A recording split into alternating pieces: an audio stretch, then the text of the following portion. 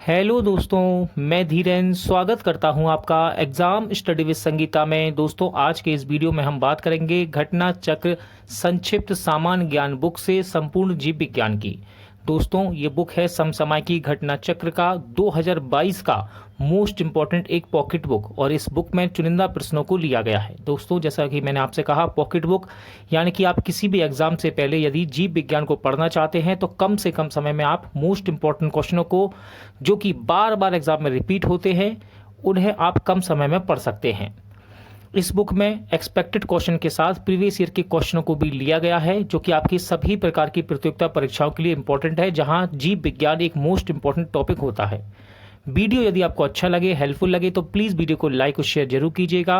और यदि अब तक आपने हमारे चैनल को सब्सक्राइब नहीं किया है तो प्लीज़ चैनल को सब्सक्राइब जरूर कीजिएगा, जिससे कि आपको मेरे आने वाले नए वीडियो का नोटिफिकेशन टाइम पर मिलता रहे। तो चलिए हम अपनी क्लास शुरू करते हैं। जीव विज्ञान, बायोलॉजी। जीव विज्ञान दो शब्दों से मिलकर बना है, ठीक है। जीव विज्ञान दो शब्दों से मिलकर बना है, बायोस तथा लॉग्स, ठीक है। बायोस का अर्थ है जीवन तथा लॉग्स का अर्थ होता है अध्ययन, अर्थात जीवन का अध्ययन ही जीव विज्ञान कहलाता है। जीव विज्ञान विज्ञान की वह शाखा है जिसके अंतर्गत जीवधारियों का अध्ययन किया जाता है। अरस्तु को जीव विज्ञान तथा जंतु विज्ञान का जनक माना गया है। इंपॉर्टेंट तथ्य है दोस्तों, ध्यान रखिएगा। अरस्तु को जीव विज्ञान तथा जंतु विज्ञान का जनक माना गया है। यहाँ पर एक नेक्स्ट मोस्ट इंपॉर्टेंट स्लाइड आती है, जिसके अंतर्गत आपको जीव विज्ञान की प्रमुख शाखाएं देखने को मिलेंगी, और यहाँ से एग्जाम में क्वेश्चन बनता है, ध्यान रखिएगा। तो पहली है जेरोंटोलॉजी, ठीक है। जेरोंटोलॉजी क्या होता है? इसमें मनुष्य में बुढ़ापा तथा बुढ़ापा लाने के कारकों का अध्ययन किया जाता है इसके अंतर्गत। दूसरा है पेडोलॉजी। जब हम मिट्टी के बारे में पढ़ते हैं, मृदा के बारे में, तो सबसे पहले यही क्वेश्चन हमको याद करना होता है, क्योंकि एग्जाम में पूछा जाता है, ठीक है। पेडोलॉजी मृदा, सोल, मृदा निर्माण इत्यादि के अध्ययन के बारे में ये बतलाती है शाखा। इसके बाद है लिथोट्रिप्सी। क्या है लिथोट्रिप्सी? इंपॉर्टेंट है, देखिए। गुर्दा, पित्ताशय, मूत्राशय की थैली आदि में स्थित पथरी को तोड़कर मरीज का इलाज किए जाने का अध्ययन होता है इसके अंदर। एग्रोस्टोलॉजी, एग्रोस्टोलॉजी घासों का अध्ययन किया जाता है इसके अंतर्गत, ठीक है। घास का अध्ययन होता है। बायोमेट्री, बायोमेट्री क्या है? गणित एवं सांख्यिकी की तकनीकों द्वारा जीव विज्ञान का अध्ययन, ठीक है। ये होता है आपका बायोमेट्री। फिर है बायोनिक्स। बायोनिक्स क्या है? जैविक जगत के गुणों, सिद्धांतों के प्रयोगों द्वारा आधुनिक उपकरणों व अभियांत्रिकी तंत्रों का निर्माण करना, बायोनिक्स कहलाता है। फिर है बायोनोमिक्स। बायोनोमिक्स क्या है? जीवधारियों के वातावरण के साथ संबंध का अध्ययन होता है बायोनोमिक्स में। फिर है कॉन्कोलॉजी। इंपॉर्टेंट है कॉन्कोलॉजी, मुलास्का के खोलों का अध्ययन किया जाता है इसके अंतर्गत, ठीक है, कॉन्कोलॉजी में। नेक्स्ट आता है जेनेटिक्स। मोस्ट इंपॉर्टेंट है जेनेटिक्स। जीवधारियों में अनुवांशिकी लक्षणों तथा इनकी वंशागति का अध्ययन किया जाता है इसके अंतर्गत। इथोलॉजी, इथोलॉजी मानव सहित सभी जंतुओं के व्यवहार का अध्ययन होता है इथोलॉजी में। फिर है इक्थियोलॉजी, मत्स्य की संरचना, कार्य की इत्यादि का अध्ययन होता है इसके अंतर्गत। पेलिनोलॉजी विभिन्न प्रकार के पराग कणों का अध्ययन किया जाता है पेलिनोलॉजी में। इसके बाद है पैरासाइटोलॉजी। पैरासाइटोलॉजी में क्या होता है? तो पैरासाइटोलॉजी में परजीवी के जीवों का अध्ययन किया जाता है। एंटोमोलॉजी इंपॉर्टेंट है, एंटोमोलॉजी कीटों का अध्ययन कहलाता है एंटोमोलॉजी। नेक्स्ट है फ्रेनोलॉजी। फ्रेनोलॉजी कपाल गुहा की संरचना के आधार पर मस्तिष्क के विभिन्न भागों की क्रियाशीलता तथा विक्षिप्तता का अध्ययन किया जाता है इसके अंतर्गत। Most important sericulture. सेरिकल्चर ये है आपके रेशम कीट के पालन से संबंधित। फिर है पिसिकल्चर, मत्स्य पालन से, ये भी इंपॉर्टेंट है। मेलेकोलॉजी, मेलेकोलॉजी मुलास्का का अध्ययन कहलाता है ये। मोस्ट इंपॉर्टेंट है दोस्तों ऑन्कोलॉजी, कैंसर से संबंधित अध्ययन को ऑन्कोलॉजी कहते हैं। नेक्स्ट है आपका टेरेटोलॉजी, टेरेटोलॉजी, ये रहा टेरेटोलॉजी, शारीरिक विकास में आने वाली असमानताओं का अध्ययन किया जाता है इसके अंतर्गत। ऑस्टियोलॉजी, एग्जाम में बार बार रिपीटेड है ये, ऑस्टियोलॉजी ध्यान रखिएगा, अस्थियों का अध्ययन होता है इसके अंतर्गत। फिर है सीरोलॉजी, सीरोलॉजी में रुधिर सीरम का अध्ययन किया जाता है। ऑर्निथोलॉजी, पक्षियों का अध्ययन, पक्षियों का अध्ययन ऑर्निथोलॉजी कहलाता है। देखिए अब हम बात करेंगे कोशिका की, ठीक है, साइटोलॉजी पढ़ने वाले हैं, कोशिका के बारे में। देखिए जूम कर लेते हैं थोड़ा। कोशिका विज्ञान, कोशिका विज्ञान में सबसे पहले आएगा आपका सेल यानी कि कोशिका। कोशिका जीवन की सबसे सूक्ष्मतम संरचनात्मक इकाई होती है। सबसे छोटी कोशिका माइकोप्लाज्मा गैलेसेपिटकम नामक जीवाणु में होती है, ठीक है, जीवाणु में होती है। और सबसे लंबी कोशिका तंत्र का तंत्र की होती है, ध्यान रखिएगा, सबसे लंबी कोशिका किसकी होती है? तंत्र का तंत्र की। सबसे बड़ी कोशिका शुतुरमुर्ग के अंडे की होती है। सबसे बड़ी कोशिका किसकी होती है? शुतुरमुर्ग के अंडे की। कोशिका दो प्रकार की होती है, ध्यान रखिएगा। कोशिका कितने प्रकार की होती है? कोशिका दो प्रकार की होती है। पहली है प्रोकैरियोटिक, प्रोकैरियोटिक, और दूसरी है यूकैरियोटिक, ठीक है, प्रोकैरियोटिक और दूसरी है यूकैरियोटिक। देखिए इनमें अंतर भी बताया गया है, यहाँ पर दोनों में अंतर जानेंगे हम। देखिए विशेषता है ये, और यहाँ पर हम इनके अंतर देखेंगे। तो देखिए कोशिका भित्ति, सबसे पहले आता है कोशिका भित्ति। प्रोकैरियोटिक में प्रोटीन तथा कार्बोहाइड्रेट होती है, जबकि यूकैरियोटिक में सेलुलोज से बनी होती है। कौन? कोशिका भित्ति। अगला है माइटोकॉन्ड्रिया। माइटोकॉन्ड्रिया प्रोकैरियोटिक में अनुपस्थित होता है, यानी कि होता ही नहीं है, ठीक है, और यूकैरियोटिक में उपस्थित होता है। नेक्स्ट है अंतःप्रद्रव जालिका। प्रोकैरियोटिक कोशिका में अनुपस्थित होता है, यानी कि नहीं होता, ठीक है, और यूकैरियोटिक में उपस्थित होता है। राइबोसोम, राइबोसोम की बात करें, राइबोसोम प्रोकैरियोटिक में 70S प्रकार के हैं, जबकि यूकैरियोटिक में 80S प्रकार के हैं। गोल्जी काय, गोल्जी काय प्रोकैरियोटिक में अनुपस्थित होता है, जबकि यूकैरियोटिक में उपस्थित होता है। केंद्र का झिल्ली की बात करें, केंद्र का झिल्ली प्रोकैरियोटिक में अनुपस्थित है और यूकैरियोटिक में उपस्थित है। लाइसोसोम प्रोकैरियोटिक में अनुपस्थित है और यूकैरियोटिक में उपस्थित है। डीएनए की बात करते हैं, डीएनए प्रोकैरियोटिक में एकल सूत्री होता है ये, ठीक है, एकल सूत्री, और यूकैरियोटिक में द्विसूत्री होता है। कोशिका विभाजन को देख लेते हैं। कोशिका विभाजन, देखिए कोशिका विभाजन, कोशिका विभाजन प्रोकैरियोटिक में विखंडन अथवा मुकुलन द्वारा होता है, जबकि यूकैरियोटिक में अर्धसूत्री तथा समसूत्री द्वारा होता है। ये बात करेंगे अब हम कोशिका के भाग की। कोशिका के भाग, तो देखिए कोशिका के मुख्य भाग, पहला है कोशिका भित्ति, ठीक है, यहां से क्वेश्चन बनता है। यह केवल पादप कोशिका एवं जीवाणुओं की कोशिका में पाया जाता है, ठीक है, यह केवल पादप कोशिका तथा जीवाणु की कोशिका में पाया जाता है। पादप की कोशिका भित्ति सेलुलोज की बनी होती है, एग्जाम में क्वेश्चन बनता है यहां से। पादप की कोशिका भित्ति किसकी बनी होती है? सेलुलोज की। जबकि जीवाणुओं की कोशिका भित्ति पेप्टिडोग्लाइकेन की बनी होती है। नेक्स्ट है कोशिका का प्रकार, कोशिका झिल्ली, ठीक है, कोशिका झिल्ली। कोशिका झिल्ली, कोशिका के सभी अंग कोशिका झिल्ली द्वारा घिरे होते हैं, ठीक है, कोशिका के सभी अंग कोशिका झिल्ली द्वारा घिरे होते हैं। यह एक अर्ध पारगम्य झिल्ली होती है। इसका मुख्य कार्य कोशिका के अंदर एवं बाहर वाले पदार्थों का निर्धारण करना होता है। नेक्स्ट है आपका अंतःप्रद्रव जालिका।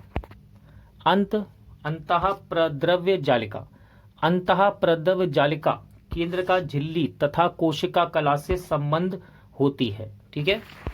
इसका मुख्य कार्य उन सभी वसाओं तथा प्रोटीनों का संचरण करना है जो कोशिका झिल्ली, केंद्रक झिल्ली आदि का निर्माण करते हैं। नेक्स्ट आता है आपका राइबोसोम। राइबोसोम यह राइबो न्यूक्लिक एसिड नामक प्रोटीन की बनी होती है, इंपॉर्टेंट है। राइबोसोम किसकी बनी होती है? राइबोन्यूक्लिक एसिड नामक प्रोटीन की बनी होती है। यह प्रोटीन संश्लेषण की क्रिया के लिए स्थान प्रदान करती है। ठीक है, राइबोसोम क्या करता है? प्रोटीन संश्लेषण की क्रिया के लिए स्थान प्रदान करता है। राइबोसोम का एक पॉइंट और रह गया, यह प्रोटीन का उत्पादन स्थल है, इसलिए इसे प्रोटीन की फैक्ट्री कहते हैं। ठीक है, राइबोसोम का एक पॉइंट है, इंपॉर्टेंट है, यह प्रोटीन का उत्पादन स्थल है, इसलिए इसे प्रोटीन की फैक्ट्री कहते हैं। नेक्स्ट आता है आपका माइटोकॉन्ड्रिया। ठीक है, माइटोकॉन्ड्रिया मोस्ट इंपॉर्टेंट है। 1890 ईस्वी में अल्टमान ने कोशिकाओं में माइटोकॉन्ड्रिया का उल्लेख किया, परंतु इसे बायोप्लास्ट नाम दिया। ठीक है, परंतु इसे बायोप्लास्ट नाम दिया। सर्वप्रथम सी बेंडा ने माइटोकॉन्ड्रिया नाम दिया था। ठीक है, ध्यान रखिएगा, इंपॉर्टेंट फैक्ट है, सर्वप्रथम सी बेंडा ने माइटोकॉन्ड्रिया नाम दिया है। इसे काम क्या है? तो देखिए, यह कोशिका का श्वसन स्थल है। ठीक है, माइटोकॉन्ड्रिया क्या है? कोशिका का श्वसन स्थल है। श्वसन स्थल, इसे कोशिका का पावर हाउस कहते हैं। इसे कोशिका का पावर हाउस कहते हैं। ये सभी हम कोशिका के प्रकार पढ़ रहे हैं, कौन कौन से इसमें प्रकार हैं। अगला है गोल्जी काय। गोल्जी काय भी कहते हैं इसको, कहीं कहीं आपको गोल्जी भी मिला लिखा मिलेगा, कहीं कहीं गाल्जी काय। इसकी खोज कैमिलो गोल्जी ने 1898 ईस्वी में की थी। किसने की थी? कैमिलो गोल्जी ने। गोल्जी काय को लाइपोकॉन्ड्रिया भी कहते हैं, इंपॉर्टेंट है, गोल्जी काय को लाइपोकॉन्ड्रिया भी कहते हैं। पौधों में इसे डिक्टियोसोम कहते हैं। पौधों में इसे डिक्टियोसोम कहते हैं। कोशिकीय स्त्रावण। गोल्जी काय के प्रमुख कार्य निम्नलिखित हैं। जैव कलाओं का रूपांतरण करता है, ये हार्मोन्स तथा जटिल कार्बोहाइड्रेट का निर्माण करता है। ठीक है, एक्रोसोम का निर्माण भी करता है। किसका? एक्रोसोम का निर्माण भी करता है। साथ ही साथ ग्लाइकोप्रोटीन तथा ग्लाइकोलिपिड का निर्माण भी करता है। नेक्स्ट है आपका लाइसोसोम। लाइसोसोम वर्ष 1955 में लाइसोसोम की खोज सर्वप्रथम डी डोबे ने की थी। ठीक है, यदि एग्जाम में पूछा जाए लाइसोसोम की खोज किसने की थी सर्वप्रथम, तो डी डोबे ने। कब? 1955 में। लाइसोसोम का मुख्य कार्य बाह्य पदार्थों का भक्षण एवं पाचन करना होता है। इसे आत्महत्या की थैली भी कहते हैं। किसको? लाइसोसोम को आत्महत्या की थैली भी कहा जाता है। इंपॉर्टेंट है, ये एग्जाम में पूछा जाता है। नेक्स्ट है तारक काय या सेंट्रोसोम। ठीक है, सेंट्रोसोम यानी कि तारक काय की खोज एडवर्ड बान बेंडे ने 1883 में की थी, जबकि इसका नामकरण टी बाबेरी ने 1888 ईस्वी में किया था। तारक काय मात्र जंतुओं की कोशिका में पाया जाता है, ये इसका इंपॉर्टेंट फैक्ट है। ठीक है, तारक काय यानी कि सेंट्रोसोम जंतुओं की कोशिका में पाया जाता है केवल। इसके बाद आता है लवक। ठीक है, लवक या फिर इसको प्लास्टिडिस भी कहते हैं। तो देखिए, लवक की खोज हेकल नामक वैज्ञानिक ने की थी। मोस्ट इंपॉर्टेंट है, लवक की खोज किसने की? हेकल नामक वैज्ञानिक ने। लवक प्रायः पादप कोशिकाओं में पाया जाता है। लवक प्रायः पादप कोशिकाओं में पाया जाता है। इसके बाद बात करेंगे हरित लवक की। हरित लवक क्या होता है? क्लोरोप्लास्ट कहते हैं इसको। हरित लवक पर्णहरिम नामक हरे रंग का वर्णक पाया जाता है। हरित लवक में पर्णहरिम नामक हरे रंग का वर्णक पाया जाता है। हरित लवक की सहायता से पेड़ पौधे प्रकाश संश्लेषण करते हैं। ठीक है, हरित लवक की सहायता से पेड़ पौधे प्रकाश संश्लेषण करते हैं एवं अपना भोजन बनाते हैं।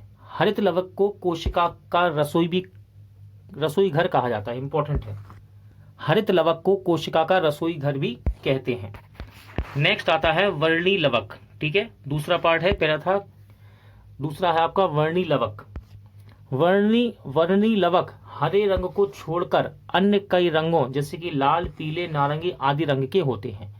यह पौधे के रंगीन भाग जैसे कि पुष्प, फल, भित्ति, बीज आदि में पाए जाते हैं। इसके बाद है अवर्णी लवक। अवर्णी लवक रंगहीन होता है। ठीक है, अवर्णी लवक रंगहीन होता है। यह पौधों के उन भागों में पाया जाता है जो सूर्य के प्रकाश से वंचित रहते हैं। अवर्णी लवक मुख्यतः अवर्णनीय लवक मुख्यतः भूमिगत तनों, जड़ों आदि में पाया जाता है। कहाँ पाया जाता है? अवर्णनीय लवक भूमिगत तनों तथा जड़ों में पाया जाता है। नेक्स्ट बात करेंगे केंद्रक की, न्यूक्लियस। केंद्रक मोस्ट इंपोर्टेंट है। केंद्रक की खोज फोंटाना ने की थी, ठीक है, फोंटाना ने केंद्रक की खोज की, जबकि बोमेन ने इसे न्यूक्लियोस नाम दिया था। केंद्रक द्रव्य में धागे नुमा संरचना जैसी फैली होती है। केंद्रक द्रव्य में धागे नुमा संरचना जैसी फैली होती है, जिसे क्रोमेटिन कहते हैं। क्या कहते हैं इसको? क्रोमेटिन कहते हैं। क्रोमेटिन एक न्यूक्लियो प्रोटीन है जो न्यूक्लिक अम्ल तथा क्षारीय प्रोटीन हिस्टोन के मिश्रण से बना होता है। देखिए यहाँ पर एक मोस्ट इंपोर्टेंट स्लाइड आई है। पादप तथा जंतु कोशिका में अंतर क्या है? पादप तथा जंतु कोशिका में अंतर, तो देखिए पादप कोशिका और जंतु कोशिका की तुलना की जा रही है। ये हम क्लास 9 से लेकर 10th तक पढ़ते आए हैं, लेकिन अब हमें कंपटीशन में इसकी जरूरत है और यहाँ से क्वेश्चन बनते हैं, ठीक है। तो देखिए कोशिका भित्ति पादप कोशिका में कह रहा है कोशिका भित्ति उपस्थित होती है, जबकि जंतु कोशिका में कोशिका भित्ति अनुपस्थित होती है। लवक उपस्थित होता है किसमें? पादप कोशिका में लवक उपस्थित होता है, जबकि जंतु कोशिका में लवक अनुपस्थित होता है।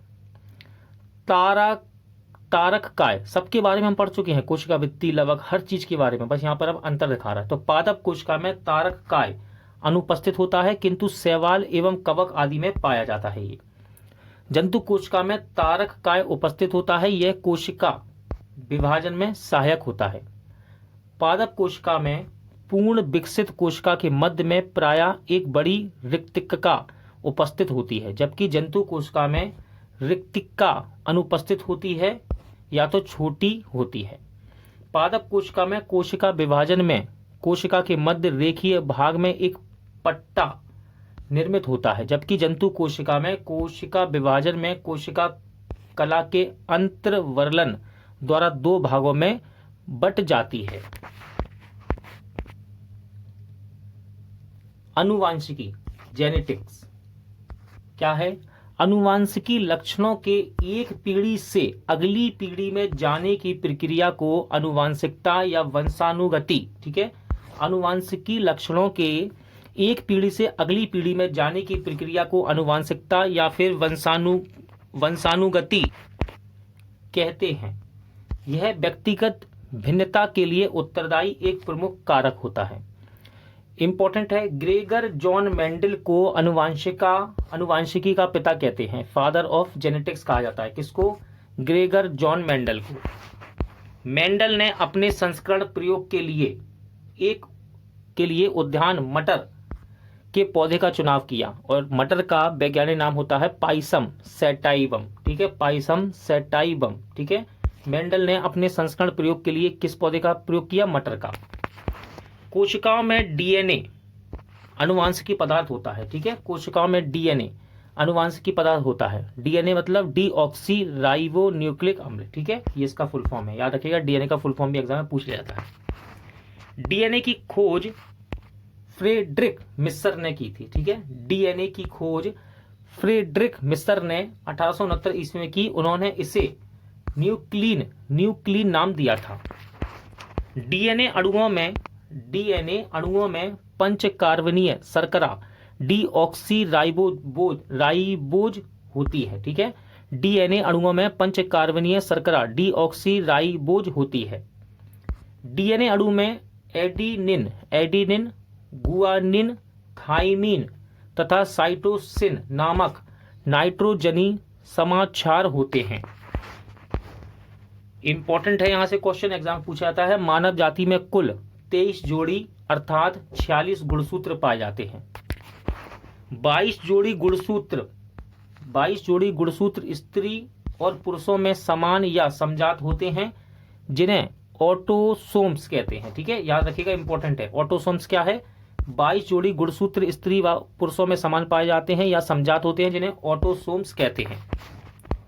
एक जोड़ी गुणसूत्र स्त्री और पुरुष में समान नहीं होते हैं, जिन्हें हिट्रोसोम या फिर एलोसोम्स कहते हैं, ठीक है, हिट्रोसोम्स या एलोसोम्स कहा जाता है। अनुवांशिकी रोग व उनके प्रभावित अंग इंपॉर्टेंट है, यहां से क्वेश्चन पूछ लिया था। देखिए पहला है वर्णधरता, लाल एवं हरे रंग पहचानने की क्षमता नहीं होती है, ठीक है। वाहक क्या है?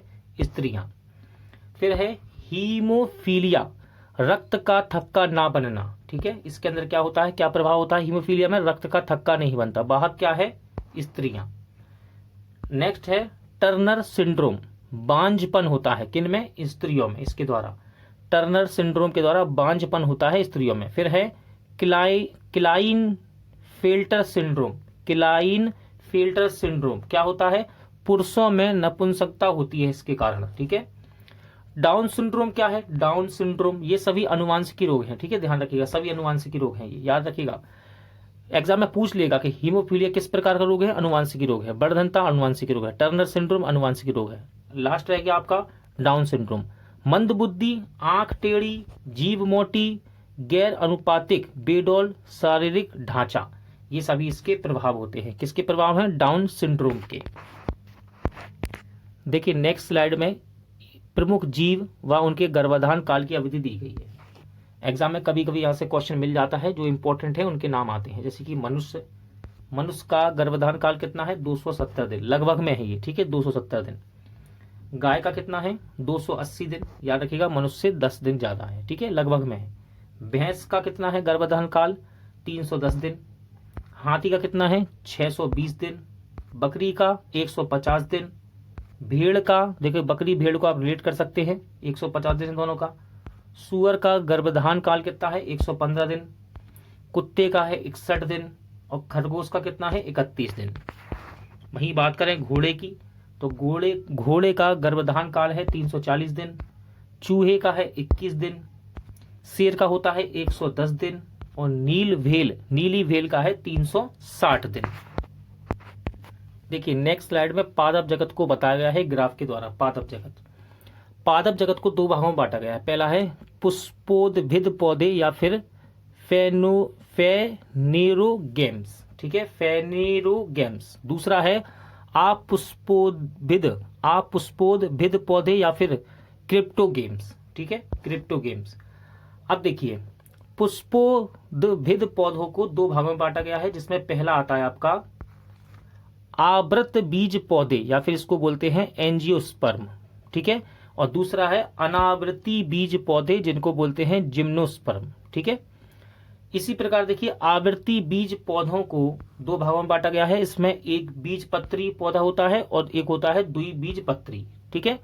इसी प्रकार देखिए अपुष्पोद्भिद पौधों को यानी कि क्रिप्टोगेम्स को तीन भागों में बांटा गया है। पहला है थैलोफाइट, दूसरा है ब्रायोफाइट और तीसरा है टेरिडोफाइटा, ठीक है, टेरिडोफाइटा, जिसमें थैलोफाइट को चार भागों में बांट रहा है ये। पहला है जीवाणु, लाइकेन, कवक और शैवाल। आगे चल के हम इनके बारे में एक एक करके जानेंगे। विभिन्न प्रकार के पादपों तथा उनके क्रियाकलापों के अध्ययन को वनस्पति विज्ञान कहते हैं, यानी कि बॉटनी, ठीक है। विभिन्न प्रकार के पादपों तथा उनके क्रियाकलापों के अध्ययन को वनस्पति विज्ञान यानी कि बॉटनी कहते हैं। मोस्ट इंपॉर्टेंट क्वेश्चन यहां से बनता है, नाम याद रखिएगा, थियोफ्रिस्टस को वनस्पति विज्ञान का जनक यानी कि फादर ऑफ बॉटनी कहा जाता है। मोस्ट इंपॉर्टेंट है ये, ठीक है। थियोफ्रिस्टस को वनस्पति विज्ञान यानी कि का जनक यानी कि फादर ऑफ बॉटनी माना गया है। नेक्स्ट स्लाइड देखिए। नेक्स्ट स्लाइड में आपको पौधों में तत्वों की कमी से उत्पन्न होने वाले रोग बताए गए हैं, एग्जाम में पूछा जाता है। जैसे कि चुकंदर का चुकंदर में हॉट रोट रोग किसकी कमी से होता है? बोरोन की कमी से। किसकी कमी से? बोरोन की कमी से। सेब में आंतरिक काग रोग ये होता है बोरोन की कमी से। नींबू में डाइबेक रोग होता है तांबा यानी कि कॉपर की कमी से। पत्ता गोभी में बिफटेल रोग ये होता है मॉलीबेडनम की कमी से। फिर है नींबू में लिटिल लीफ रोग, इंपॉर्टेंट है ये, ठीक है, और नींबू का डाइबेक रोग दोनों इंपॉर्टेंट है। नींबू का लिटिल लीफ रोग होता है जस्ता की कमी से। मोस्ट इंपॉर्टेंट धान में खैरा रोग होता है जस्ता की कमी से। किससे? जस्ता की कमी से।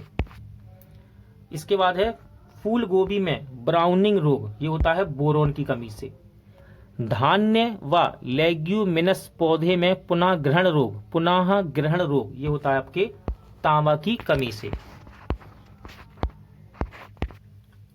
वनस्पति विज्ञान से संबंधित कुछ महत्वपूर्ण तथ्य। सबसे बड़ा आवृत्ति बीज पौधा कौन सा है? तो सबसे बड़ा आवृत्ति बीज पौधे का नाम है यूकेलिप्टस। ठीक है, ध्यान रखिएगा, इंपॉर्टेंट है, एग्जाम में पूछा जाता है। इसके बाद है सबसे लंबा वृक्ष कौन सा है? तो सबसे लंबा वृक्ष है दोस्तों सिकोया। ठीक है, अनावृत्ति वृक्ष है ये।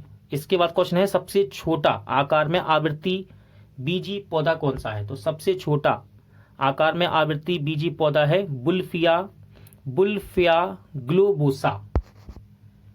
सबसे बड़ा बीज कौन सा है? तो सबसे बड़ा बीज का नाम है लोडोसिया। क्या नाम है? लोडोसिया। सबसे बड़ा पुष्प कौन सा है? सबसे बड़ा पुष्प है रेफ्लेसिया ओरानोल्डाई। सबसे बड़ा बीजांड होता है साइकस का। सबसे छोटा बीज कौन सा है? तो सबसे छोटा बीज है ऑर्किड। सबसे छोटी कोशिका, क्वेश्चन है इंपॉर्टेंट है, सबसे छोटी कोशिका ये होती है माइकोप्लाज्मा कहते हैं इसको। सबसे कम गुणसूत्र वाला आवृत्ति पादप कौन सा है? तो उसका नाम है हैप्लोपेपस ग्रेसिलिस। सबसे ज्यादा गुणसूत्र वाला आवृत्ति बीज पौधा कौन सा है? तो इसका नाम है अफियोग्लोसम। सबसे बड़ा ब्रायोफाइट का नाम क्या है? तो उसका नाम है डायसोनिया। क्या नाम है? डायसोनिया। विषाणु के बाद कवक देखेंगे। विषाणु वायरस।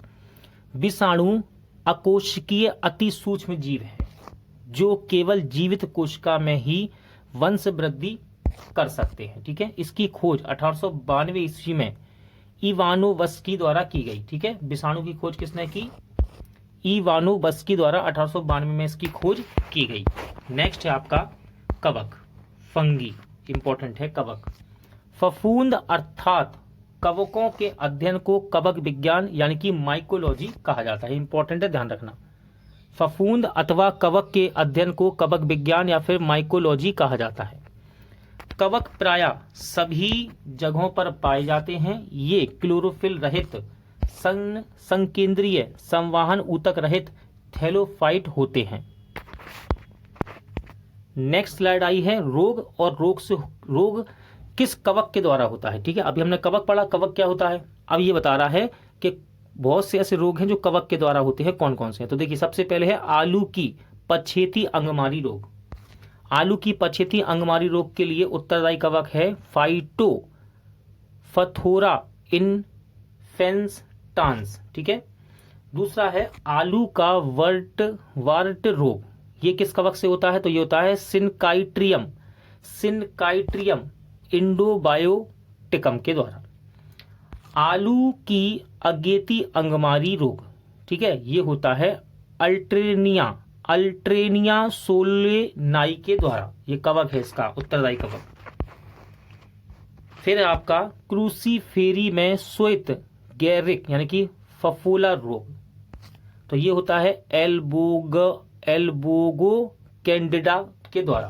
क्रूसीफेरा क्या है? ये एक समूह का नाम है, इसके अंदर सब्जियां आती हैं कुछ। ठीक है, गेहूं का सलथ कंड, ये होता है यूस्टेलेगो न्यूडाट्रिटसाई के द्वारा। इसके लिए उत्तरदायी कवक है ये। ठीक है, ये वाला। गन्ने का रेड रॉट रोग, ये होता है कोलीट्रोटाइकम फल्केटम कवक के द्वारा। फिर है मूंगफली का टिक्का रोग। मूंगफली के टिक्का रोग के लिए उत्तरदायी कवक है स्क्रोस्पोरा परसोनेटा। अरहर की मालिनी रोग, ये होता है फ्यूजेरियम ओडम के द्वारा, यानी कि उत्तरदायी कवक है इसके लिए ये। जौ का सलथ कंड या फिर निरावृत समट रोग, ये होता है यूस्टिलेगो न्यूडा कवक के द्वारा। चलिए अब बात करेंगे लाइकेन की। लाइकेन शैवाल तथा कवक के सहचर से निर्मित जीव समूह होता है। देखिए थोड़ा धुंधला दिख रहा है, PDF साफ नहीं है, लेकिन मैं आप बोल रहा हूँ, आप समझने की कोशिश कीजिएगा, 1-2 पेज ऐसे हो जाते हैं बीच में, ठीक है। लाइकेन में लैंगिक जनन केवल इनकी कवकी घटक द्वारा होता है। इसके बाद है जीवाणु, बैक्टीरिया, ठीक है, ध्यान से सुनिएगा। विज्ञान की वह शाखा जिसके अंतर्गत जीवाणुओं का अध्ययन किया जाता है जीवाणु विज्ञान या फिर बैक्टीरियोलॉजी कहते हैं इसको, ठीक है। बैक्टीरिया का अध्ययन किसमें किया जाता है? बैक्टीरियोलॉजी के अंतर्गत। सुनिए अगला पॉइंट, जीवाणु सबसे सरल, अति सूक्ष्म तथा एक कोशिकीय आद्य जीव है, ठीक है, आद्य जीव है। 1683 ईस्वी में सर्वप्रथम हॉलैंड के निवासी एंटोनी बॉन ल्यूवेनहॉक ने इसकी खोज की। जीवाणु की खोज किसने की? एंटोनी, देखिए फिर से बताता हूं मैं, जीवाणु की खोज किसने की? एंटोनी बॉन ल्यूवेनहॉक ने इसकी खोज की 1683 में। इन्हें जीवाणु विज्ञान का पिता कहा जाता है, ठीक है। ल्यूवेनहॉक को जीवाणु विज्ञान का पिता कहते हैं। जीवाणु नाम 1829 ईस्वी में सर्वप्रथम एरनबर्ग ने दिया था। जीवाणु नाम 1829 में सर्वप्रथम एरनबर्ग ने दिया था। रॉबर्ट कोच को देख लीजिए, रॉबर्ट कोच इंपॉर्टेंट नाम है। रॉबर्ट कोच ने कोलरा तथा क्षय रोग के जीवाणु की खोज की, ठीक है। टीवी, क्षय रोग यानी कि टीवी, ट्यूबरकुलोसिस, इन्होंने कोलेरा तथा क्षय रोग के जीवाणु की खोज की रॉबर्ट कोच ने। लुई पास्चर ने रेबीज के टीके, पास्चुराइजेशन तथा किडवन की खोज की थी। किसने? लुई पास्चर ने। मोस्ट इंपॉर्टेंट नाम थे सभी के सभी ये। देखिए कुछ इंपॉर्टेंट जीवाणु हैं और इनसे होने वाले रोग हैं। पहला है स्यूडोमोनास सोलेनेसेरम, इसके द्वारा क्या होता है? आलू का सेस्थिल रोग हो जाता है, ठीक है। अगला जीवाणु है एग्रोबैक्टीरियम ट्यूमिफेसियंस, इसके द्वारा क्राउन गाल रोग होता है। तीसरा आपका जीवाणु है जैंथोमोनास कैम्पेस्ट्रस, इसके द्वारा बंद गोभी का काला गलन रोग होता है, ठीक है। नेक्स्ट बात करेंगे अब हम अनावृति पौधे की, ठीक है। क्या होता है अनावृति पौधा? जानते हैं। अनावृति पौधा ये वास्तव में टेरिडोफाइट्स तथा आवृत्ति बीज पौधे के बीच का समूह है, ठीक है। अनावृत्ति बीज पौधे क्या है? टेरिडोफाइट्स तथा आवृत्ति बीज पौधे के बीच का समूह है। इस समूह में वे पौधे आते हैं जिनमें बीज तो बनते हैं परंतु नग्न रूप में पौधों पर लगे रहते हैं, ठीक है। इनमें अंडाशय का पूर्णतः अभाव पाया जाता है। संसार का सबसे ऊंचा पौधा जिसका नाम है सिकोया संपरवाइरेंस इसी समूह से संबंधित है। नेक्स्ट है आपका आवृत्ति बीज, आवृत बीज। इस समूह के पौधों में बीज फल के अंदर होते हैं, ठीक है। इस समूह के पौधों में बीज जो है फल के अंदर होते हैं। इसमें प्रायः जड़, तना, पत्ती, फूल, फल तथा बीज पूर्ण विकसित अवस्था में पाए जाते हैं। पुष्प की उपस्थिति तथा द्विनिषेचन इन पौधों का अद्वितीय लक्षण होता है। इन पौधों के बीज में बीजपत्र होते हैं। इन पौधों के बीज में बीजपत्र होते हैं जिसके आधार पर इस समूह को 2 वर्गों में विभाजित किया गया है, ठीक है। हम किसके बारे में पढ़ रहे थे? ये आवृत बीज के बारे में। और आवृत बीज को 2 भागों में बांटा गया है। पहला है एक बीजपत्री पौधे। एक बीजपत्री पुष्पोद्भिद पौधों का वह समूह है जिनमें बीजों में एक ही बीजपत्र होता है। और द्विबीजपत्री पौधे कौन से हैं? इनके बीज में 2 बीजपत्र होते हैं। एक मोस्ट इंपॉर्टेंट यहाँ पर स्लाइड आई है। यहाँ पर जैसे कि मैं आपको क्वेश्चन बना के दिखाता हूँ। क्वेश्चन पूछाता है कि मूली किस कुल का पौधा है ना। तो यहाँ पर कुछ पौधे दिए गए हैं, उनके कुल दिए गए हैं कि फैमिली के बारे में बताया गया। तो देखिए सबसे पहले स्टार्ट करेंगे हम इसको उल्टा पढ़ेंगे। कैसे? इस प्रकार सरसों, मूली, शलजम ये किस कुल से संबंध रखते हैं? तो ये रखते हैं ब्रेसिकेसी या फिर क्रूसीफेरी कुल से, ठीक है। निशान यहाँ लगा देता हूं मैं जिससे आपको क्लियर समझ में आए। सरसों, मूली, शलजम किस कुल से संबंधित हैं? ब्रेसिकेसी या फिर क्रूसीफेरी से। भिंडी, गुड़हल, कपास ये मालवेसी कुल से संबंध रखते हैं। मालवेसी कुल ये रहा। शीशम, बबूल, कत्था, अशोक, गुलमोहर, कचनार, छुईमुई, सिकाकई, मेथी, सनई, इमली, सभी दलहन फसलें, ये पढ़ रहे थे हम, ये आपका संबंध रखते हैं लेग्यूमिनोसी कुल से, लेग्यूमिनोसी कुल से। इसके बाद है सूरजमुखी, भृंगराज, गुलदाउदी, गेंदा, कुसुम, डहलिया, कुश आदि, ये सब किस कुल से रखते हैं संबंध? कंपोजिटी से। किससे? कंपोजिटी, या फिर इसको एस्टेरेसी भी कहते हैं। नेक्स्ट है आपका कद्दू, खीरा, तरबूज, खरबूज, टिंडा, लौकी, चिंचड़ा, परवल, करेला, ककड़ी, तुरई, यानी कि सब पानी वाले हैं अधिकतर। ठीक है, ये किससे संबंध रखते हैं? ये रखते हैं कुकुरबिटेसी कुल से संबंध। सेब, बादाम, नाशपाती, स्ट्रॉबेरी, ये आपके रोजेसी कुल से संबंध है। कौन से कुल से? रोजेसी कुल से।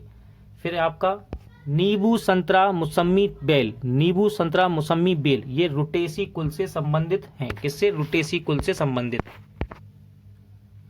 अगला है यहाँ पर आपका धतूरा, आलू, बैगन, रसभरी, मिर्च, टमाटर, तम्बाकू, रात की रानी, अश्वगंधा, एट्रोपा, बेलाडोना, ये सभी सोलेनेसी कुल से संबंधित हैं।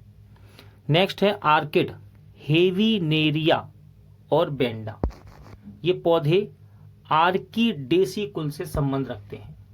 लहसुन, प्याज, एलोवेरा, लहसुन, प्याज, एलोवेरा लिलिएसी कुल से संबंधित हैं। सुपारी, नारियल, खजूर, ताड़, सुपारी, नारियल, खजूर, ताड़ एरिकेसी या पाल्मी कुल से संबंधित हैं। नेक्स्ट है गेहूं, मक्का, चावल, ज्वार, बाजरा, गन्ना, बांस, ये सभी पोएसी या फिर ग्रेमिनी कुल से संबंध रखते हैं।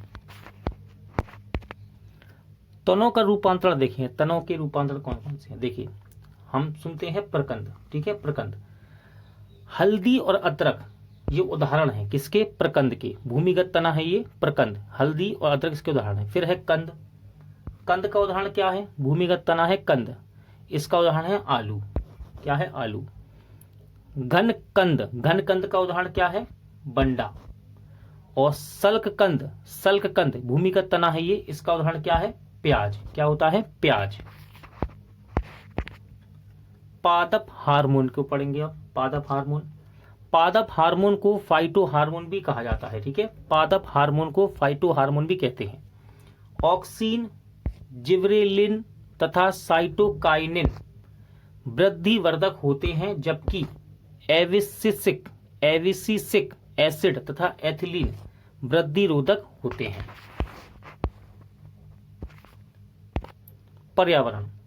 पर्यावरण स्टार्ट करते हैं। सबसे पहले बात करेंगे पारिस्थितिकी तंत्र की।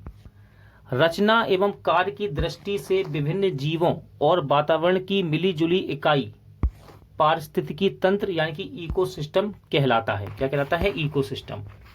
सर्वप्रथम ए.जी. टांसले ने नामक वैज्ञानिक ने पारिस्थितिकी तंत्र यानी कि इकोसिस्टम शब्द का प्रयोग किया था।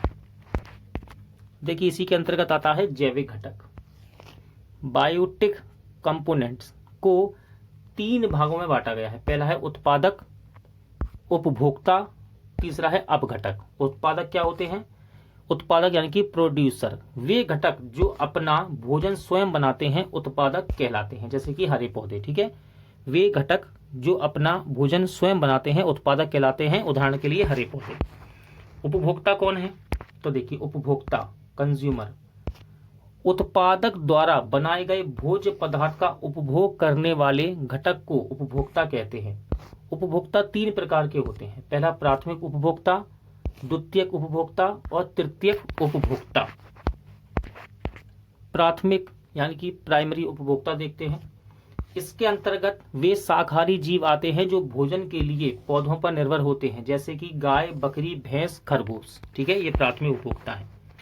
द्वितीयक उपभोक्ता कौन है? सेकेंडरी। इसके अंतर्गत वे जीव आते हैं जो शाकाहारी जंतुओं अर्थात प्राथमिक उपभोक्ताओं को अपने भोजन के रूप में प्रयुक्त करते हैं, जैसे कि मेंढक, लोमड़ी, भेड़िया। तृतीय उपभोक्ता, इसके अंतर्गत वे जीव आते हैं जो प्राथमिक द्वितीयक उपभोक्ताओं को अपने भोजन के रूप में प्रयुक्त करते हैं, जैसे कि सांप, शेर, चीता आदि। अब आता है इंपॉर्टेंट है अपघटक। अपघटक क्या है?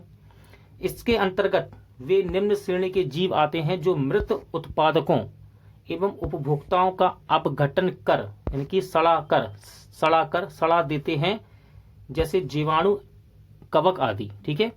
किसी भी पारिस्थितिकी तंत्र में ऊर्जा का प्राथमिक स्रोत सूर्य होता है। ठीक है। किसी भी पारिस्थितिकी तंत्र में ऊर्जा का प्राथमिक स्रोत क्या होता है? सूर्य होता है। एक पारिस्थितिकी तंत्र में जीवित प्राणियों का प्रति इकाई क्षेत्र में संपूर्ण शुष्क भार उसका जीव भार यानी कि बायोमास कहलाता है। ठीक है। स्थलीय पारिस्थितिकी तंत्र में जीव भार का पिरामिड सीधा होता है। कैसा होता है? सीधा। इंपॉर्टेंट तथ्य है ये पर्यावरण से। घास के मैदान में जीव भार का पिरामिड सीधा होता है। एक जलीय पारिस्थितिकी तंत्र यानी कि तालाब की बात कर रहा है मैं जीव भार का पिरामिड उल्टा होता है। कैसा? उल्टा होता है। ऊर्जा का पिरामिड सर्वदा सीधा रहता है। कैसा रहता है? सीधा रहता है। प्रायः एक खाद्य श्रृंखला में सर्वाधिक संख्या में प्राथमिक उपभोक्ता होते हैं। पाचन में सहायक प्रमुख अंग की बात करते हैं। पाचक में सहायक प्रमुख अंग, सबसे पहले हम बात करेंगे अमाशय, स्टोमक में पाचन। ध्यान से सुनिएगा। ग्रैसिका से होकर भोजन ज्यों ही अमाशय में पहुंचता है, अमाशय से पाइलोरिक भाग की ओर क्रमानुकुंचन प्रारंभ हो जाता है।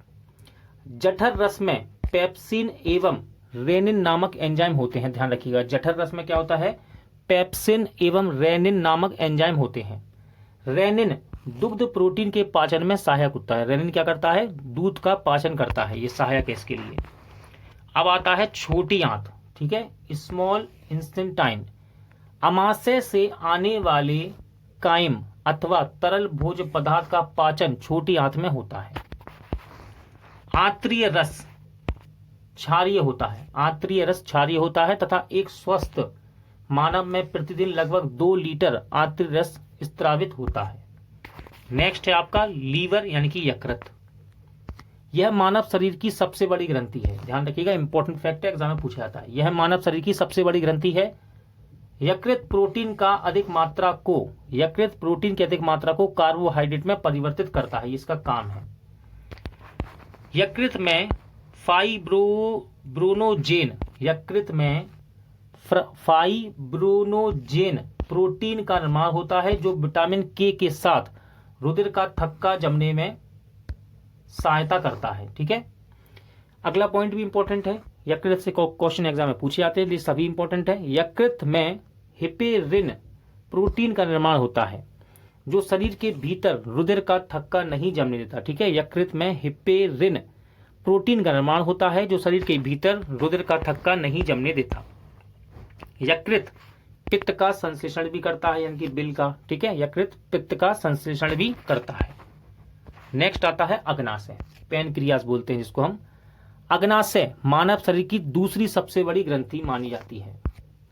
यह अंतःस्त्रावी तथा बाह्य स्त्रावी दोनों प्रकार की ग्रंथि है। ठीक है। अंतःस्त्रावी तथा बाह्य स्त्रावी दोनों प्रकार की ग्रंथि है अग्नाशय। मोस्ट इंपोर्टेंट पॉइंट था ये। इंसुलिन की बात करते हैं। इंसुलिन की खोज सबसे ज्यादा पूछी जाती है एग्जाम में। इसकी खोज की थी बेंटिंग एवं बेस्ट ने। इंसुलिन ग्लूकोज से ग्लाइकोजन निर्माण की क्रिया पर नियंत्रण करता है। इंसुलिन की कमी से मधुमेह यानी कि डायबिटीज नामक रोग होता है। परिसंचरण तंत्र, सर्कुलेटरी सिस्टम। विलियम हार्वे नामक वैज्ञानिक द्वारा रक्त परिसंचरण की खोज की गई। मोस्ट इंपोर्टेंट क्वेश्चन यहां से बनता है, ध्यान रखिएगा। रक्त परिसंचरण की खोज किसने की? विलियम हार्वे ने। रक्त परिसंचरण तंत्र के अंतर्गत निम्नलिखित में से 4 प्रमुख भाग आते हैं। पहला है हृदय, धमनियां, सिराएं तथा रुधिर। ठीक है। इनको एक एक करके हम आगे जानेंगे अभी।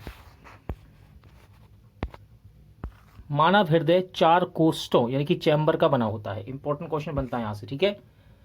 मानव हृदय 4 कोष्ठों यानी कि चैम्बर्स का बना होता है। इसके अगले भाग में एक दायां अलिंद और एवं एक बायां अलिंद,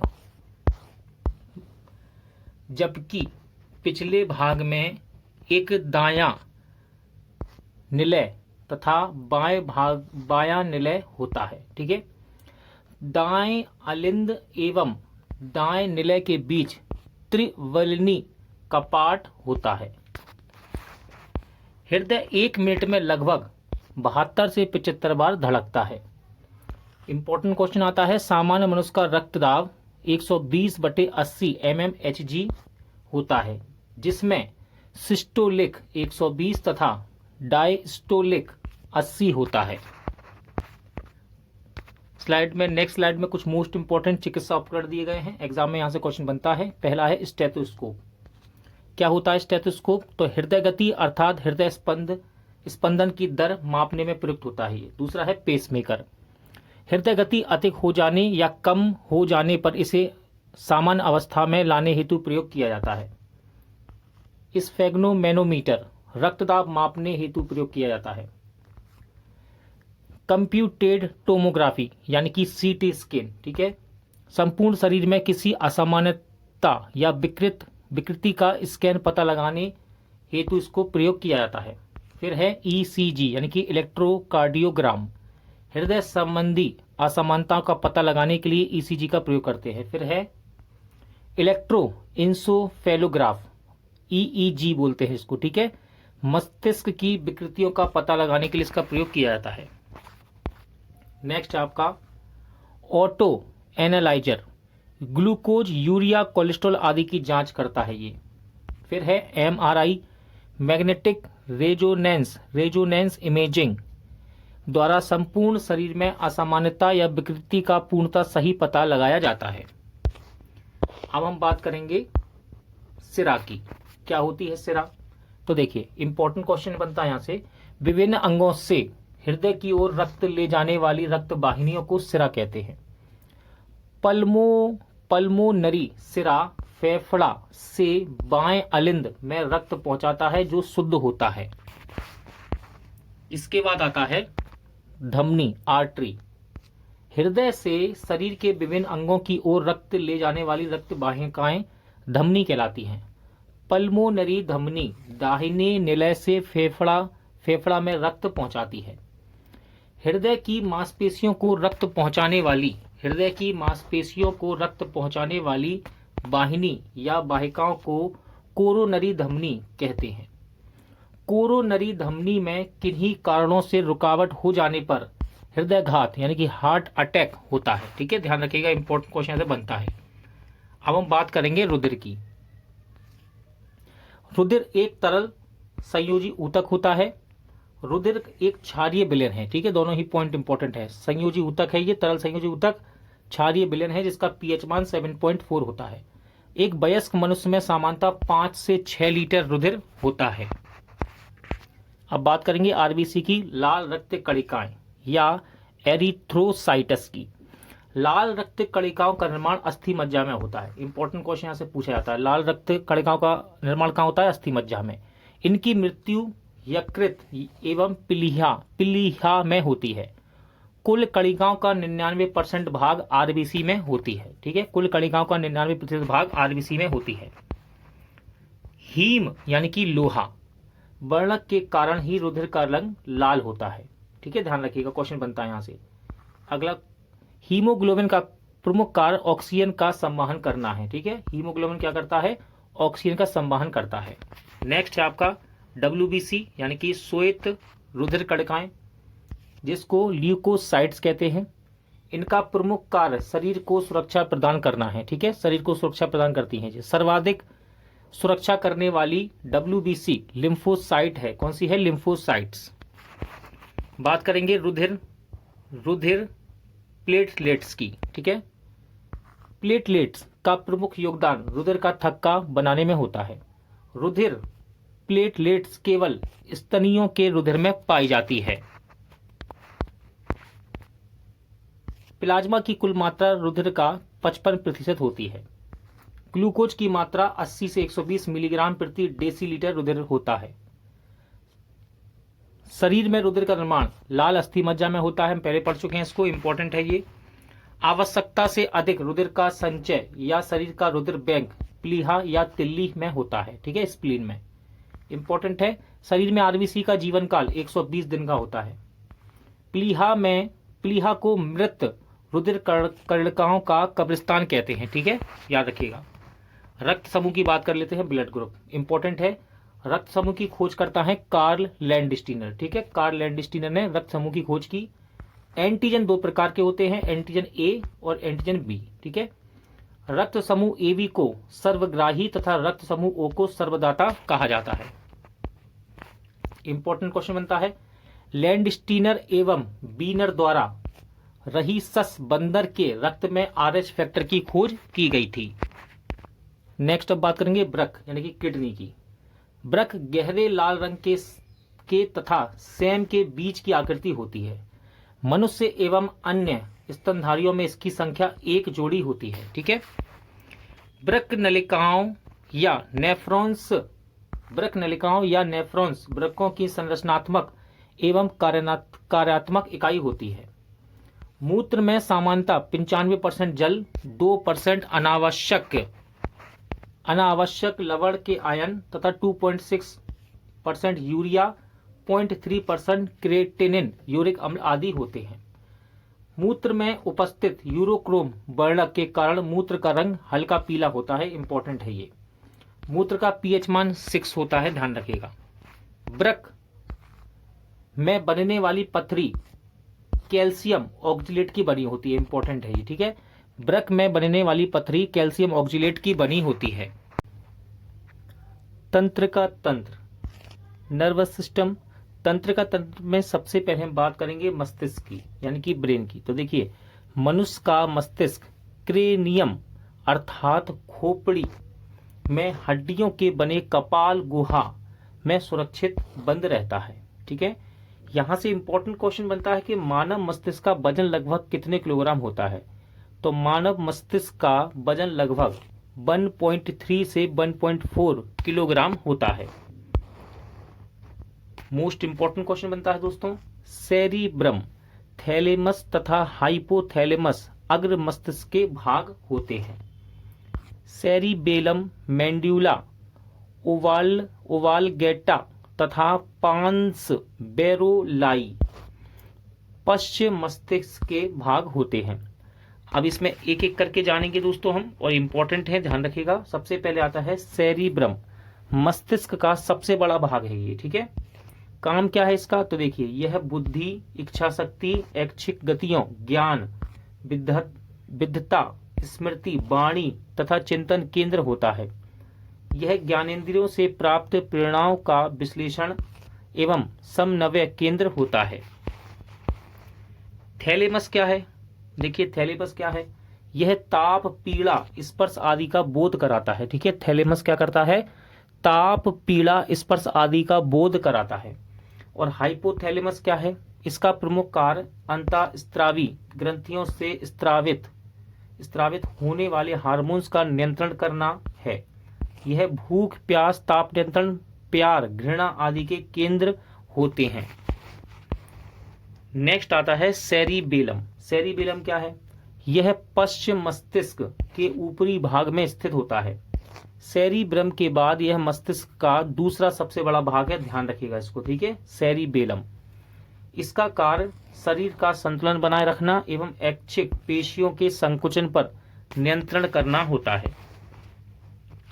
नेक्स्ट आता आपका मेंड्यूला ओवालांगेटा का मुख्य कार्य हृदय स्पंदन की दर, प्रबलता, श्वसन दर, भोजन निगरण, वमन, खांसने, छींकने, हिचकी, स्वाद, लार के आदि श्रवणों के संतुलन, जीभ की गतियों आदि का नियंत्रण करता है। तंत्र का तंत्र में अब हम बात करेंगे नेक्स्ट मेरु रज्जा की, ठीक है। तंत्र का तंत्र में सेकंड भाग, पहला भाग था मस्तिष्क, दूसरा भाग आता है मेरु रज्जा। प्रतिवर्ती क्रियाओं का नियंत्रण एवं समन्वय करती है ये, ठीक है। प्रतिवर्ती क्रियाओं का नियंत्रण एवं समन्वय करती है ये। मेरु रज्जा मस्तिष्क से आने वाले उद्दीपनों का संवहन करती है। आगे बात करेंगे कंकाल तंत्र की। कंकाल तंत्र इंपॉर्टेंट क्वेश्चन बनता है। वयस्क मनुष्य का अंतः कंकाल 206 हड्डियों से बना होता है।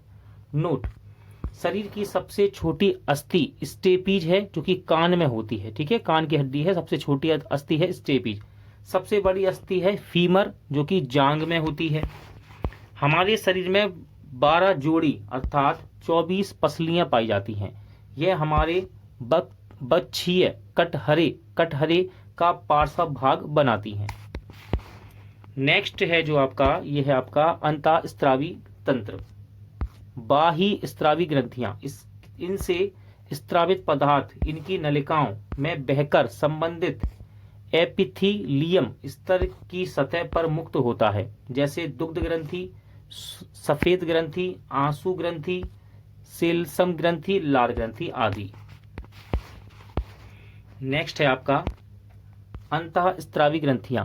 इनसे स्रावित पदार्थ या हार्मोन ऊतक द्रव्य में मुक्त होते हैं और रुधिर कोशिकाओं में पहुंचकर सारे शरीर में संचारित होते हैं, जैसे कि पीयूष ग्रंथि अर्थात पिट्यूटरी कहते हैं जिसको, और थायराइड, पैराथायराइड, अधिवृक्क अर्थात एड्रिनल, पिनियल, थाइमस ग्रंथि आदियां।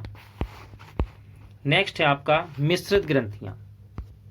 इनमें बाही और अंता दोनों प्रकार के स्राव होते हैं। दोनों प्रकार के ऊतक या कोशिकाएं होती हैं, जैसे कि अग्नाशय यानी कि पैनक्रियाज की ये बात कर रहा है। प्रमुख अंतःस्रावी ग्रंथि एवं उनसे उत्पन्न होने वाले हार्मोन मोस्ट इंपॉर्टेंट है। सबसे पहले बात करेंगे पिट्यूटरी यानी कि पीयूष ग्रंथि की। यह कपाल की स्फेनाइड हड्डी में हाइपोफाइसियल गड्ढे अर्थात सेलाटर्सिका में सुरक्षित होती है।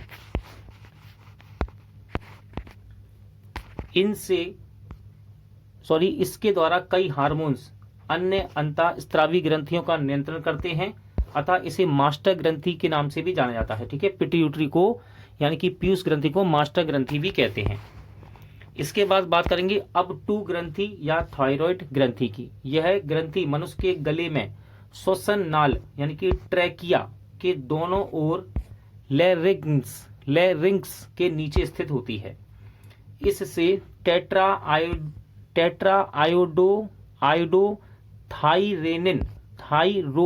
थायरोनिन या थायरोक्सिन एवं थायोरोनिन हार्मोन का स्राव होता है। थायरोक्सिन की कमी से होने वाला रोग, तो देखिए थायरोक्सिन की कमी से होने वाला रोग है मिक्सीडीमा। ठीक है, मिक्सीडीमा यह रोग वयस्कों में थायराइड के अल्प स्त्रावण से होता है। इससे उपापचय दर अर्थात BMR बहुत कम हो जाता है, अतः समय से पहले वृद्धावस्था के लक्षण दिखाई देने लगते हैं।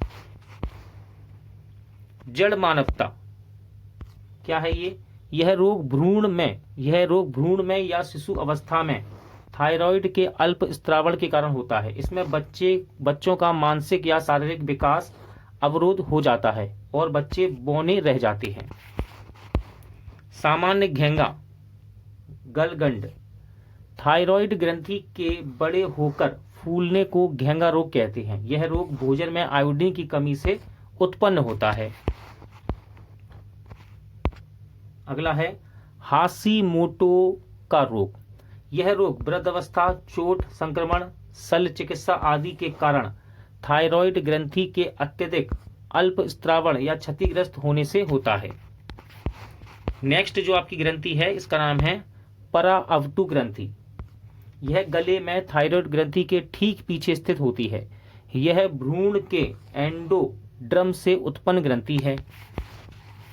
नेक्स्ट है आपका अधिवृक्क या एड्रिनल ग्रंथि। यह ग्रंथि मुख्यतः दो भागों में बटी होती है। पहला भाग है बाहरी भाग अर्थात कोट्रेक्स और दूसरा है आंतरिक भाग अर्थात मेंड्यूला। ठीक है, एड्रिनल ग्रंथि से स्रावित एड्रीनेलिन हार्मोन को लड़ो एवं उड़ो हार्मोन भी कहते हैं। मोस्ट इंपॉर्टेंट क्वेश्चन यहां से बनता है, ठीक है। ये हार्मोन शरीर में संकटावस्था का सामना करने हेतु, उग्र विपत्ति प्रतिक्रिया करने हेतु तैयार रहता है। एड्रीनेलिन या एपिनेफ्रिन के स्राव से हृदय गति में वृद्धि तथा शरीर में उत्तेजना का अनुभव होता है। इसके बाद आता है चौथा, जनन ग्रंथि। सबसे पहले इसमें आता है अंडाशय। इसमें निम्नलिखित हार्मोन का स्राव होता है। पहला है आपका एस्ट्रोजेन, इंपॉर्टेंट है एस्ट्रोजेन। इसे नारी विकास हार्मोन भी कहते हैं, ठीक है, ध्यान रखिएगा, इसे नारी विकास हार्मोन भी कहते हैं। यह मादा के द्वितीयक लैंगिक लक्षणों के विकास में सहायक होता है। इसके बाद आता है आपका प्रोजेस्टेरोन। प्रोजेस्टेरोन यह गर्भधारण के लिए आवश्यक लक्षणों के विकास को प्रेरित करता है।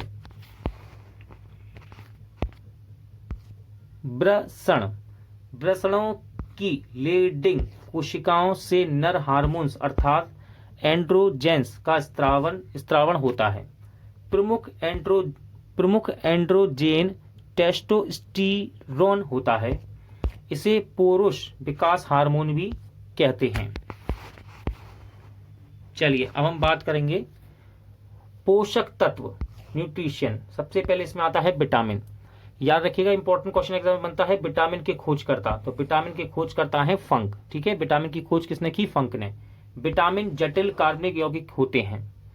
विटामिन जटिल कार्बनिक यौगिक होते हैं। अब तक लगभग 20 प्रकार के विटामिन ज्ञात हो चुके हैं, जिनकी 2 श्रेणियां हैं। पहला है जल में घुलनशील और दूसरा है वसा में घुलनशील। देखिए, जल में घुलनशील होते हैं विटामिन बी और सी, और वसा में घुलनशील होते हैं विटामिन ए, डी, ई, के। ए, डी, ई, एक एक करके विटामिन देखेंगे। सबसे पहले होगा आपका विटामिन ए, इसका रासायनिक नाम है रेटिनॉल, ठीक है। कमी से उत्पन्न रोग कौन से हैं? रतौंधी, जीरोपैल्थेमिया, संक्रमण, त्वचा की कोशिकाओं में परिवर्तन, ये सभी विटामिन ए की कमी से होता है। इसके स्रोत क्या हैं? गाजर, हरी सब्जियां, दूध, मक्खन, अंडा, जिगर। इसके बाद आता है विटामिन बी1, रासायनिक नाम है थायमीन। एग्जाम में रासायनिक नाम पूछे जाते हैं। विटामिन बी1 का रासायनिक नाम है थायमीन। इसके द्वारा यानी कि इसकी कमी से बेरी रोग अथवा वृद्धि रुकना, ये 2 रोग होते हैं। इसके स्रोत हैं अनाज, फलियां, सोयाबीन, दूध आदि। नेक्स्ट है आपका विटामिन बी2, इसका रासायनिक नाम है राइबोफ्लोविन। इसकी कमी से कीलोसिस होता है। क्या? कीलोसिस रोग हो जाता है। स्रोत हैं पनीर, अंडा, ईस्ट, मांस, हरी पत्ती आदि। विटामिन बी3 का रासायनिक नाम है नियासिन या निकोटिनिक अम्ल। इसकी कमी से पेलाग्रा रोग होता है, और इसके स्रोत क्या है विटामिन बी3 के? ईस्ट, मांस, मछली, अंडा, दूध, फलियां। विटामिन बी5 की बात करें, विटामिन बी5 का रासायनिक नाम है पेंटोथेनिक अम्ल। इसकी कमी से चर्म रोग, वृद्धि कमी और सफेद बाल होना इसकी कमी से होते हैं विटामिन बी5 की। और मुख्य स्रोत हैं अंडा, दूध, मांस, मूंगफली आदि, ठीक है। विटामिन बी6, रासायनिक नाम है पायरिडॉक्सिन, ठीक है, पायरिडॉक्सिन। इसकी कमी से रक्त क्षीणता, चर्म रोग और पेशीय ऐंठन होती है। इसके मुख्य स्रोत हैं दूध, ईस्ट, अनाज, मांस। फिर आता है विटामिन बी7, रासायनिक नाम है बायोटिन। विटामिन बी7 की कमी से चर्म रोग, बालों का झड़ना, ये 2 लक्षण हैं इसके, ठीक है। स्रोत क्या है? मांस, गेहूं, अंडा, सब्जी, फल आदि। विटामिन बी9, इसका रासायनिक नाम है फोलिक अम्ल। इसकी कमी से रक्त क्षीणता, कुंठित वृद्धि होती है इससे। स्रोत हैं हरी सब्जियां, फलियां, ईस्ट, मांस, अंडे इत्यादि। विटामिन बी12, रासायनिक नाम है साइनोकोबालामिन, ठीक है। इसकी कमी से रक्त क्षीणता, तंत्र की गड़बड़ी ये होता है इससे, ठीक है। स्रोत हैं मांस, मछली, अंडा, दूध, आंत के जीवाणु आदि। विटामिन बी7 मोस्ट इंपॉर्टेंट, रासायनिक नाम है एस्कॉर्बिक अम्ल। इसकी कमी से स्कर्वी रोग हो जाता है, ठीक है। स्रोत हैं नींबू वंश के फल, टमाटर, आंवला, सब्जियां। नींबू वंश का मतलब है खट्टे फल, ठीक है। नेक्स्ट आपका विटामिन डी, रासायनिक नाम है कैल्सीफेरॉल। विटामिन डी की कमी से सूखा रोग, जिसको रिकेट्स भी कहते हैं, और ऑस्टियोमेलेशिया हो जाता है। मुख्य स्रोत क्या है विटामिन डी के? मक्खन, मछली का तेल, अंडा तथा सूर्य के प्रकाश से शरीर में संश्लेषण। विटामिन ई रासायनिक नाम है टोकोफेरोल, इंपॉर्टेंट है। विटामिन ई की कमी से जनन क्षमता की कमी, जननांग तथा पेशियां कमजोर हो जाती हैं। और इसके स्रोत हैं तेल, गेहूं, अंडे की जर्दी, सोयाबीन आदि। विटामिन के देख लेते हैं। विटामिन के का रासायनिक नाम है फिलोक्विनोन या फिर नेफ्थोक्विनोन। इसकी कमी से चोट लगने पर रक्त का थक्का नहीं जमता है, मोस्ट इंपॉर्टेंट है, एग्जाम में आता है ये। स्रोत क्या है? हरी सब्जियां, अंडा, सोयाबीन, आंत के बैक्टीरिया यानी कि जीवाणु। सोयाबीन में प्रोटीन की सर्वाधिक मात्रा पाई जाती है, ध्यान रखिएगा, ठीक है। प्रोटीन की सर्वाधिक मात्रा किसमें होती है? सोयाबीन में। मूंगफली में प्रोटीन, वसा और शर्करा पाई जाती है। इंपॉर्टेंट है, बाल केराटिन नामक प्रोटीन का बना होता है, ठीक है। बाल केराटिन नामक प्रोटीन का बना होता है। दूध में कैसीन नामक प्रोटीन उपस्थित होता है, जिसके कारण दूध का रंग सफेद होता है, ठीक है। और अगला याद रखिएगा, गाय के दूध का हल्का पीला रंग कैरोटिन की उपस्थिति के कारण होता है। दोनों ही एग्जाम में पूछे जाते हैं क्वेश्चन, ये यहां से बनते हैं क्वेश्चन। दुग्ध प्रोटीन को पचाने वाला एंजाइम जो है उसका नाम है रेनिन, ठीक है। दुग्ध प्रोटीन को पचाने वाले एंजाइम का नाम क्या है? रेनिन। सामान्य क्रियाशील महिला के लिए प्रोटीन की उपयुक्त दैनिक मात्रा 45 से 46 ग्राम होती है। दूध पिलाने वाली मां को प्रतिदिन 65 से 70 ग्राम प्रोटीन की आवश्यकता होती है, ध्यान रखिएगा। और मानव शरीर में 50 से 75% ऊर्जा की पूर्ति कार्बोहाइड्रेट करता है। कौन करता है? कार्बोहाइड्रेट करता है। गेहूं, चावल, मक्का, बाजरा, आलू, शकरकंद आदि कार्बोहाइड्रेट के मुख्य स्रोत होते हैं, ठीक है। बात करते हैं फैट्स की। वसा, असंतृप्त वसा वनस्पति और मछली से प्राप्त होती है। संतृप्त वसा ताड़ और नारियल से प्राप्त होता है। एक वयस्क व्यक्ति को लगभग 20 से 30% ऊर्जा वसा से प्राप्त होती है, ठीक है। नेक्स्ट है न्यूक्लिक अम्ल के कार्य। न्यूक्लिक अम्ल के कार्य क्या है? क्रोमेटिन धागे का निर्माण करता है, ये प्रोटीन का संश्लेषण और नियंत्रण करता है। अनुवांशिकी गुणों का पीढ़ी दर पीढ़ी में संवहन कौन करता है? न्यूक्लिक अम्ल।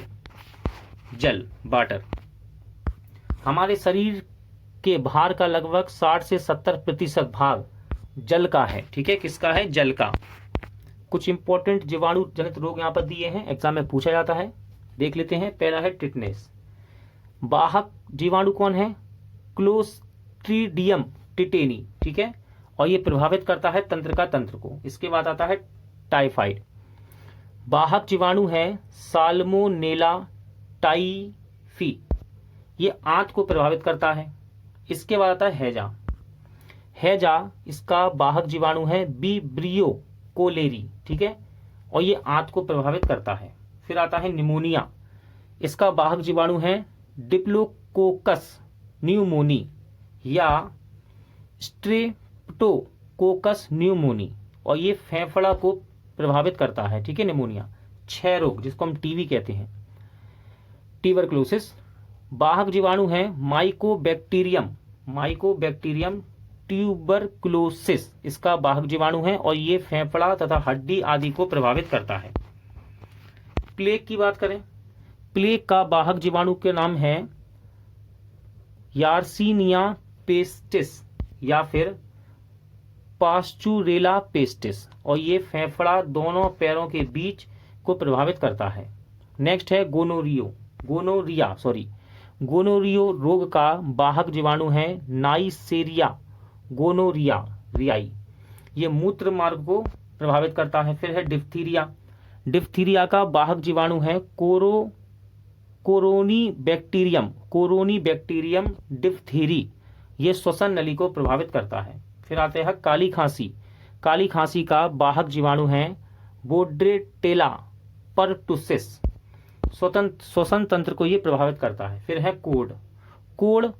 कोड़ का वाहक जीवाणु है माइकोबैक्टीरियम लेप्री, और ये तंत्र का तंत्र त्वचा को प्रभावित करता है। नेक्स्ट है सिफिलिस रोग, वाहक जीवाणु है ट्रेपोनेमा पैलिडम, ये जननांग को प्रभावित करता है। इसके बाद विषाणु यानी कि वायरस जनित रोग की बात करेंगे, इंपॉर्टेंट है। पहला रोग है आपका एड्स, ठीक है। वाहक विषाणु है HIV और ये प्रतिरक्षा तंत्र को प्रभावित करता है। फिर है पोलियो, वाहक विषाणु है पोलियो विषाणु और ये गला, रीढ़ एवं तंत्र को प्रभावित करता है। फिर है इन्फ्लुएंजा, वाहक विषाणु है मिक्सो विषाणु, क्या नाम है इसका, मिक्सो विषाणु, ये श्वसन मार्ग को प्रभावित करता है। इसके बाद है चेचक, चेचक का वाहक विषाणु है बेरियोला विषाणु, संपूर्ण शरीर त्वचा को ये प्रभावित करता है। चिकन पॉक्स का वाहक विषाणु है बेरिसेला विषाणु, संपूर्ण शरीर यानी कि त्वचा की बात कर रहा है, इसे प्रभावित करता है ये। खसरा का वाहक विषाणु है पैरामिक्सो विषाणु जो कि संपूर्ण शरीर त्वचा को प्रभावित करता है। रेबीज रोग का वाहक विषाणु है रैब्डो विषाणु, ये तंत्र को प्रभावित करता है। हार्पिस भी कहते हैं, हार्पीज भी सही है। इसका वाहक विषाणु है हार्पीज विषाणु, ये त्वचा को प्रभावित करता है, किसे, त्वचा को। फिर आता है हेपेटाइटिस बी, वाहक विषाणु है हेपेटाइटिस बी विषाणु, ये यकृत को प्रभावित करता है। देखिए यहाँ पर एड्स का फुल फॉर्म दिया है, एग्जाम में पूछा जाता है। एड्स का फुल फॉर्म है एक्वायर्ड इम्यूनी डिफेंसी सिंड्रोम, ठीक है। कुछ तथ्य दिए गए हैं। ग्लूकोमा व ट्रैकोमा आंख की बीमारी है, ठीक है। कीमोथेरेपी का उपयोग कैंसर के इलाज में किया जाता है। सार्स रोग का पूरा नाम है सीवियर एक्यूट रेस्पिरेटरी सिंड्रोम। परजीवी यानी कि प्रोटोजोआ से जनित रोग देख लेते हैं। पहला है मलेरिया, ये प्रभावित करता है RBC और प्लीहा यानी कि स्प्लीन को, और इसका परजीवी का नाम क्या है, प्लाज्मोडियम, ठीक है, प्लाज्मोडियम। दूसरा है पायरिया, ये भी परजीवी जनित रोग है, ये प्रभावित करता है मसूड़ा को और इसका परजीवी है एंट अमीवा जिंजीबेलिस। फिर है निद्रा रोग, मस्तिष्क को प्रभावित करता है ये और इसका परजीवी है ट्रिपेनोसोमा गैम्पियस। फिर है पेचिस यानी कि अमीबियासिस, आंत को प्रभावित करता है ये और इसका परजीवी है एंट अमीवा हिस्टोलिटिका। काला आजार या कालाजार भी कहते हैं इसको, कालाजार या काला आजार अस्थि मज्जा को प्रभावित करता है और इसके परजीवी का नाम है लीशमेनिया डोनोवानी। डायरिया छोटी आंत को प्रभावित करता है और प्रोटोजोआ जनित जो इसका परजीवी है इसका नाम है गियाड्रिया इंट सेंटेनोलिस। कुछ इंपॉर्टेंट यहां पर क्वेश्चन दिए गए हैं, इनको देख लेते हैं। पेनिसिलिन प्रथम एंटीबायोटिक है, ठीक है, ध्यान रखिएगा। पेनिसिलिन की खोज अलेक्जेंडर फ्लेमिंग ने की थी। मलेरिया पीड़ित व्यक्ति के रुधिर में मलेरिया परजीवी प्लाज्मोडियम की खोज लेवरन ने की थी। किसने, लेवरन ने। मलेरिया की वाहक मादा एनाफ्लीज मच्छर होती है, ठीक है, मलेरिया की वाहक मादा एनाफ्लीज मच्छर होती है। फफूंद यानी कि फंगस जनित रोग देख लेते हैं। पहला है रोग दमा। फफूंद कौन सा है इसमें, इसको पैदा करने वाला इसका नाम है एस्पिरजिलस मिक्टिस, ठीक है। दूसरा है एथलीट फूट। फफूंद कौन सा है, टीनिया पेडिस व ट्राइकोफाइटोन। फिर आता है गंजापन, यह भी फफूंद जनित रोग है, इसका वाहक होता है यानी कि इसका फफूंद है जो उसको पैदा करता है उसका नाम है टीनिया केपिटिस। चौथा है दाद, ये होता है ट्राइकोफाइटोन एवं माइक्रोस्पोरम के द्वारा। इंपॉर्टेंट क्वेश्चन है यहां से संबंधित, इन्हें देख लेते हैं। मलेरिया से प्रभावित होने वाला अंग कौन सा है, तो मलेरिया से प्रभावित होने वाला अंग है स्प्लीन, जिसको हिंदी में कहते हैं प्लीहा, ठीक है। मलेरिया के उपचार हेतु क्लोरोक्वीन, कामाक्वीन इत्यादि औषधियों का प्रयोग किया जाता है। ऑस्टियोपोरोसिस हड्डी का एक रोग है जिसमें हड्डियां जीर्ण हो जाती हैं। सैल्मोनेला बेसिलाई नामक जीवाणु से भोजन विषाक्तता यानी कि फूड पॉइजनिंग होती है। इंपॉर्टेंट क्वेश्चन है, इटाई रोग किस कैडमियम के विषाक्तता से होता है, ठीक है, कैडमियम के कारण फैलता है, इसे याद कर सकते हैं आप इसको। फेनिल कीटोन्यूरॉन, फेनिल कीटोन्यूरॉन एक प्रकार का वंशानुगत रोग है। फेनिल कीटोन्यूरॉन में मनुष्य का मस्तिष्क क्षतिग्रस्त हो जाता है और मनुष्य मानसिक जड़ता की स्थिति उत्पन्न हो जाती है। बीसीजी का टीका तपेदिक से बचाव हेतु लगाया जाता है, याद रखिएगा, ठीक है। बीसीजी का टीका तपेदिक से बचाव हेतु लगाते हैं। ब्लू बेबी सिंड्रोम रोग से बच्चे तब प्रभावित होते हैं जब जल में नाइट्रेट की मात्रा 10 ppm से अधिक होती है। पोटेशियम की कमी से निम्न रक्तता यानी कि लो ब्लड प्रेशर की बीमारी हो जाती है। किससे? पोटेशियम की कमी से। दिल का दौरा पड़ने के पहले घंटे को गोल्डन आवर के नाम से जाना जाता है। इंपॉर्टेंट है, ध्यान रखिएगा। दिल का दौरा पड़ने से पहले के 1 घंटे को गोल्डन आवर के नाम से जाना जाता है।